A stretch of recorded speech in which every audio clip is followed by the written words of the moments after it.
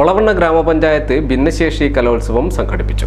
പന്തീരങ്കാവ് ശ്രീകൃഷ്ണ മന്ദിരത്തിലാണ് പരിപാടി സംഘടിപ്പിച്ചത്. Social media താരം പ്രജിൻ പ്രതാപ് പരിപാടി ഉദ്ഘാടനം ചെയ്തു. പ്രോഗ്രാമിലേക്ക് എന്നെ ഇൻവൈറ്റ് ചെയ്തതിൽ ഫസ്റ്റ് ഓഫ് ഓൾ ഭയങ്കര സന്തോഷം. ഭിന്നശേഷിക്കാരുടെ മാനസിക ആരോഗ്യം മെച്ചപ്പെടുത്താൻ ലക്ഷ്യമിട്ട് നടത്തിയ പരിപാടി സോഷ്യൽ മീഡിയ താരം പ്രജിൻ പ്രതാപാണ് ഉദ്ഘാടനം ചെയ്തത്.